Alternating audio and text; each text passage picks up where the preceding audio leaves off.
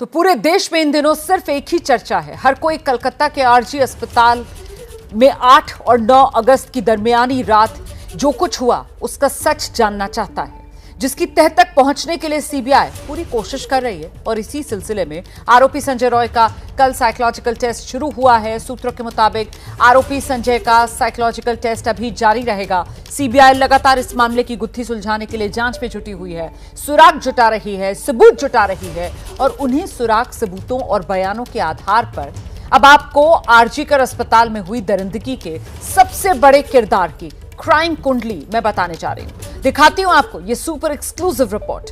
आधी रात का राक्षस कौन?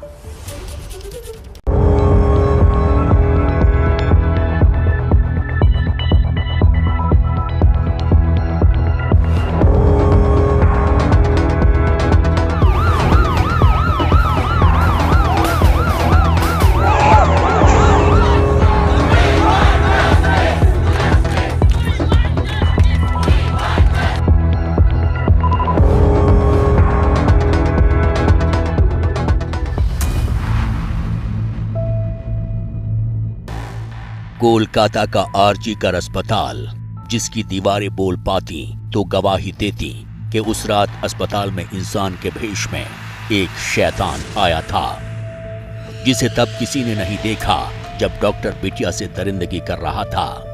वो हैवान जिसने देश की बेटी की चीखों को किसी के कानों तक नहीं पहुंचने दिया। वो जल्लाद जिसके हाथ एक अबला के जिस्म को नोचते एक पल को भी नहीं सहमे।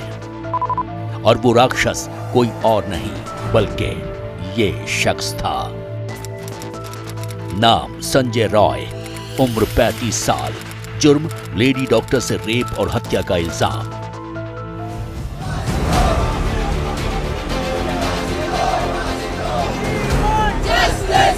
देश को झकझोर देने वाली वारदात का फिलहाल यही किरदार है, यही जिम्मेदार है और यही गुनाहगार है। लेकिन सवाल बरकरार है।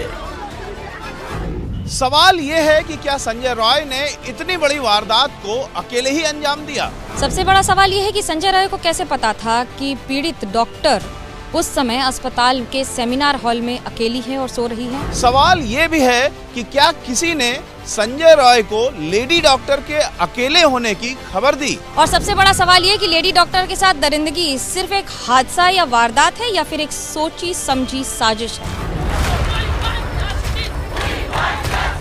यही वो सवाल है जिनका जवाब 140 करोड़ देशवासी जानना चाहते हैं। और इन्हीं सवालों की तह तक जाने के लिए सीबीआई पूरा जोर लगाए हुए है। इसीलिए आरोपी संजय रॉय का साइकोलॉजिकल टेस्ट किया गया। सेंट्रल फॉरेंसिक साइंस लेबोरेटरी के 5 एक्सपर्ट की टीम ने सवाल पूछे, वारदात वाली रात से जुड़ी घटनाओं का सच जानने की कोशिश की। पुलिस के मुताबिक अस्पताल में लेडी डॉक्टर से 35 मिनट तक दरिंदगी की गई थी। उन्हें 35 मिनट का सच सामने लाने के लिए संजय रॉय का साइकोलॉजिकल टेस्ट किया गया। लेकिन ये टेस्ट होता क्या है? इस टेस्ट को साइकोलॉजिकल ऑटोप्सी यानी अपराधी के दिमाग का साइकोलॉजिकल पोस्टमार्टम करना भी कहते हैं। इस टेस्ट में सीबीआई लेड वॉइस एनालिसिस यानी झूठ बोलने की मशीन में संजय रॉय की आवाज को डाल सकती है। इस वॉइस के जरिए ये पता लगाया जा सकता है कि जो सवाल आरोपी से पूछे गए हैं उसका जवाब वो सच दे रहा है या फिर नहीं। टीम ने पूछताछ के लिए बाकायदा सवालों की फहरिस्त बनाई थी। मसलन, तुम्हारा नाम क्या है? तुम्हारे पास कितने मोबाइल फोन्स हैं? दोस्तों के नाम बताओ। किसी से कोई दुश्मनी अगर है तो क्यों है? उनके नाम बताओ। वारदात वाले दिन क्या क्या किया? कहां कहां गए थे? किस किस से मुलाकात की? वारदात की रात क्या तुमने शराब पी थी? अगर हां तो कितनी शराब पी थी? क्या तुम नशे के आदी हो? सेमिनार हॉल क्यों गए थे? तुमने पीड़िता को कहां देखा था? वगैरह वगैरह। सीबीआई 8 और 9 अगस्त की दरमियानी रात का सच जानने की कोशिश कर रही है। लेकिन सवाल यह है कि क्या संजय रॉय ने सच बोला?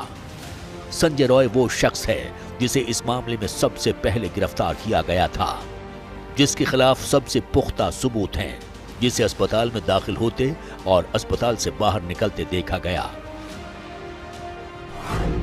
सीबीआई सूत्रों के मुताबिक सीसीटीवी फुटेज में नजर आ रहा है कि आरोपी संजय रॉय 8 अगस्त की रात करीब 11 बजे हॉस्पिटल आया था।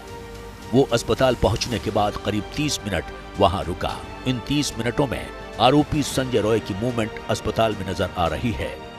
इसके बाद वो दोबारा देर रात 3:45 से 3:50 के बीच अस्पताल आता है और फिर सेमिनार रूम के अंदर जाता हुआ नजर आता है।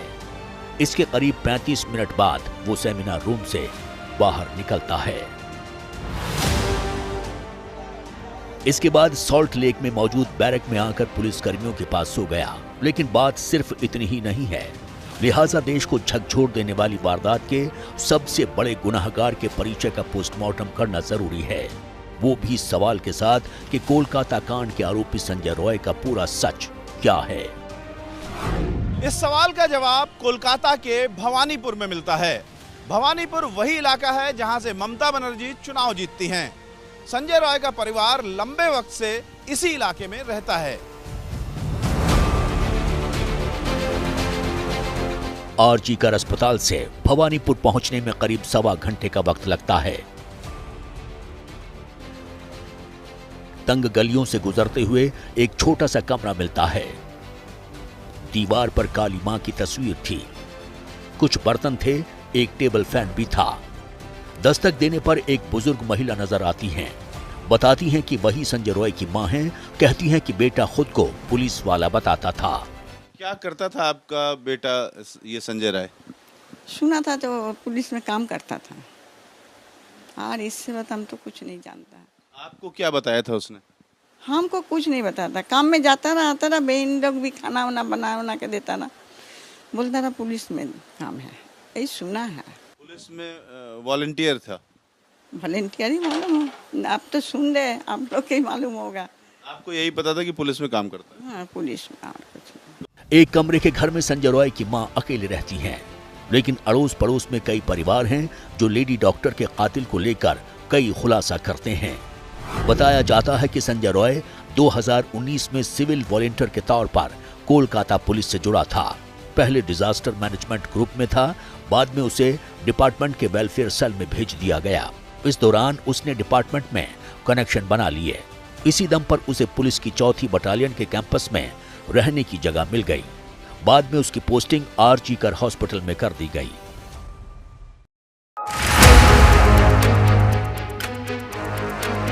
संजय रॉय जो टी शर्ट और टोपी पहनकर घूमता था, उस पर कोलकाता पुलिस छपा था।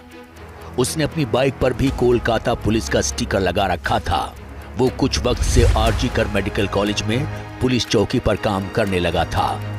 वारदात के बाद पुलिस चौकी से ही वो गिरफ्तार हुआ था, लेकिन सवाल है कि ऐसा क्या था जिसने एक शख्स को इंसान से शैतान बना दिया। इसका जवाब भी भवानीपुर की उन्हीं तंग गलियों में मिलता है जहां संजय रॉय का परिवार रह रहा था। 8 दिन हो गया, 10 दिन हो गया, कोई फैसला नहीं, कोई मिছিল नहीं है, कुछ नहीं हो रहा। बोलना बेकार ही है ना। देश में झमेला बढ़ रहा, तंगी हो रहा। इतना दिन से सीबीआई वाला लोग खोज के नहीं निकल रहा, पुलिस लोग मिल रहा, तो हम लोग पब्लिक क्या करेंगे? पड़ोसी बताते हैं कि संजय की मां मेंटली डिस्टर्ब है। छोटी बेटी घर पर मां की देखभाल करती है। पड़ोसियों ने संजय रॉय को लेकर कई चौंकाने वाली बातें बताई। मसलन संजय रॉय ने 4 शादियां की थी। वो अपनी बीवी से मारपीट करता था, इसलिए उसकी 3 पत्नियां उसे छोड़कर चली गईं, जबकि चौथी पत्नी की मौत कैंसर से हुई थी। कुछ पड़ोसियों का तो ये भी दावा है कि संजय ने 4 नहीं बल्कि 5 शादियां की थीं, लेकिन क्लेश की वजह से कोई भी पत्नी उसके साथ नहीं टिकी और छोड़कर चली गई। वैसे संजय रॉय के परिवार वालों को भी पक्का पता नहीं है कि अब तक वो कितनी शादियां कर चुका है। शादी के तो कोई न्यूज़ ही मेरे पास नहीं थे। मतलब और भी ये होता है ना कि यहाँ सभी को पता है कि इन लोग के साथ किसी तरह कोई रिलेशन नहीं है, इसलिए उन लोग भी वहाँ का चर्चा खूब एक मेरे साथ बोलते भी नहीं थे, क्योंकि ये तो अजब बात होता है ना कि बातचीत नहीं है, फिर उन लोग के बात हमको क्यों बोले, तो उन लोग भी खूब एक बोलते नहीं थे। ऐसे जब बच्चे मेरे छोटे थे, कारपूल से छोड़ने जाते, उस टाइम तो बच्चे छोटे कारपूल में जा रहा था, तो जाते समय हम 2 बार 2 वाइफ को देखे हैं। एक बार पहले एक औरत को देखे बैठी हुई, तो हम पास में ही पूछे कि ये कौन है, बोले ये तुम्हारा भाई शादी किए हैं, उसके वाइफ है। फिर बहुत दिन बाद फिर एक बार एक औरत को देखे, वो अलग, तो मेरे मन में डाउट हुआ कि पहले तो कोई और रहती थी, ये कौन है। तो फिर पास में पूछे तो वो बोले कि तुम्हारे भाई दोबारा शादी किए हैं, माने तुम्हारे भाई को वाइफ है। बोला पहला वाले बीवी बोले उससे छोड़ा छोड़ी हो गया है। बस यही तो मुझे पता था। अब वो दिन शनिवार के दिन जो न्यूज़ आया टीवी पे, तब मुझे पता चला कि उसके 4 शादी हुए थे। तो हम तो 2 ही देखे हैं, तो इसलिए हम कुछ बोल नहीं सकते। संजय रॉय 4 बहनों के बीच इकलौता भाई है। सबसे बड़ी बहन संजय के घर से कुछ ही कदम की दूरी पर रहती है, लेकिन करीब 15 सालों से दोनों की बातचीत बंद है। संजय ने कभी उसे अपने घर नहीं आने दिया, क्योंकि बहन ने अपनी मर्जी से शादी की थी। अपना भाई है, पर फिर भी गलत जो होता है तो गलत है ना। अगर वो ये काम किया है तो सरकार आइन जो सजा उसे दे, मंजूर है। क्योंकि गलती हम करेंगे तो सजा भी तो लेना ही पड़ेगा ना। आप चाहेंगी कि जो दोषी होता है उसको हमेशा सजा होनी चाहिए, ऐसे मामले में संजय को फांसी हो, ये आप चाहेंगी? देखिए, अब ये न्याय मानने के लिए अगर वो दोष किया है तो हाँ बोल सर। हाँ, अगर दोष किया है तो कोई भी बहन नहीं चाहती कि उसके भाई के साथ ऐसा हो, मगर क्या करे बोलिए। अगर वो इतना निष्ठुर काम इस तरह से एक लड़की के ऊपर किया है तो जरूर सजा होना चाहिए। जो सजा दे सरकार, आइन जो ठीक लगे वही कर सकते हैं। मुझे कुछ नहीं बोलना। हर गलत का तो अंजाम गलत ही होता है ना। क्यों किया ऐसे, क्या सोच कर किया? वो डॉक्टर थी, आज हम लोग कहीं ना काम आती। वो देश का भविष्य, ऐसा होता नहीं है। क्या पूरे देश को झकझोर देने वाली इस हैवानियत की पूरी कहानी बेहद हैरान करने वाली है। लेकिन सवाल अब भी बरकरार है कि क्या इस वारदात में संजय रॉय अकेले शामिल था या उसके साथ कोई और भी था? सबसे बड़ा सवाल यह है कि संजय रॉय को कैसे पता था कि पीड़ित डॉक्टर उस समय अस्पताल के सेमिनार हॉल में अकेली है और सो रही है।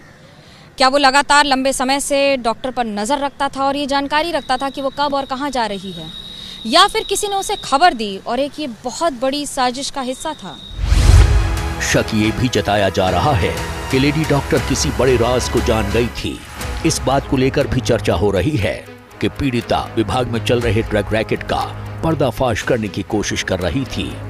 कोई रिजल्ट नहीं मिला है अभी तक। इसकी जो इंक्वायरी चल रहा है इसका कोई रिजल्ट नहीं अभी तक मिला है। इसके लिए आशा करने के बाद हम क्या कर सकते हैं। एकदम हम लोग डिपार्टमेंट का कोई नहीं और कॉलेज का कोई हमारा साथ कोऑपरेट नहीं किया। पहले से तो हम ये बोल रहा है, यही तो दिक्कत है हम लोगों का। जो डिपार्टमेंट पूरा इसलिए इन्वॉल्व है इसमें। जो क्रिमिनेशन घाट का बारे में बोलता है, श्मशान घाट के बारे में, उधर 3 बॉडी पड़ा हुआ था, लेकिन उसका पहले ही हमारा लड़की का बॉडी जला दिया गया।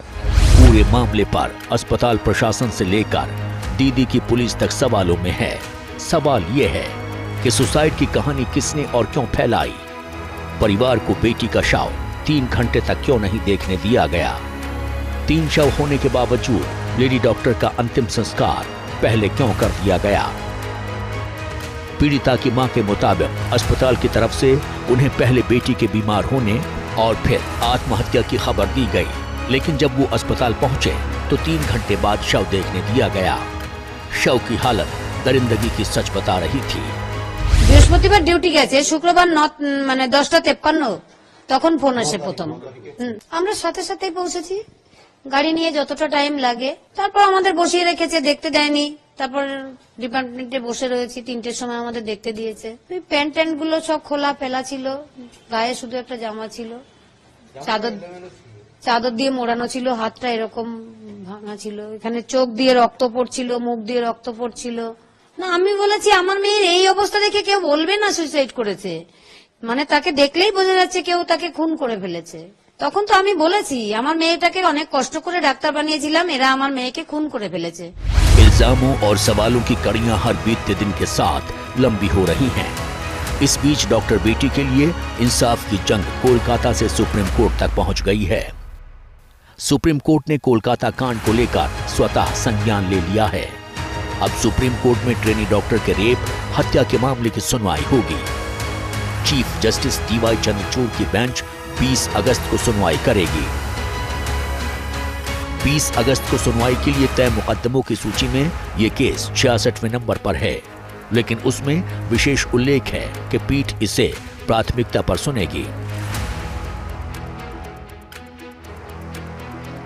14 तारीख को आरकेजी कर मेडिकल कॉलेज पे जो घटना हुई है, जो अटैक हुआ है, उस पे doctor Monika BDS from army college of science dental science Secunderabad से, उन्होंने जो है लेटर पिटीशन के थ्रू सुप्रीम कोर्ट में याचिका डाली है। उसमें उनका ये है कि उसमें सेंट्रल फोर्स को तैनात किया जाए आरकेजी कर मेडिकल कॉलेज की सुरक्षा के लिए जब तक केस की पेंडेंसी है, जिससे वहाँ के स्टाफ की सुरक्षा हो सके, क्राइम सीन की सुरक्षा हो सके और लोग सुचारू रूप से वहाँ अपना काम कर सके। वहीं कोलकाता में सीबीआई अस्पताल में रेप और कत्ल की हर कड़ी को सामने लाने की कोशिश कर रही है। कॉलेज के प्रिंसिपल से सवालात का सिलसिला जारी है, तो साइकोलॉजिकल टेस्ट में संजय रॉय के दिमागी जहर का पोस्टमार्टम किया गया है। लेकिन सवाल ये है कि समाज में जब तक ऐसे राक्षस मौजूद रहेंगे, तब तक बेटियां कैसे महफूज रह पाएंगी। जाहिर है कोलकाता की निर्भया के इंसाफ तक ये जंग जारी रहेगी। इस घटना के पीछे किसी बड़ी हस्ती का जरूर हाथ है। अकेला ये इंसान इतना ज़्यादा किसी को टॉर्चर नहीं कर सकता। इसमें कुछ ना कुछ तो राज है, ये राज पता करना है। अभी ये पुलिस देखो कब अपना काम करती है, कैसे क्या करती है, क्या नहीं, क्या इसको इंसाफ मिलेगा कि नहीं मिलेगा, देखो आगे क्या होता है।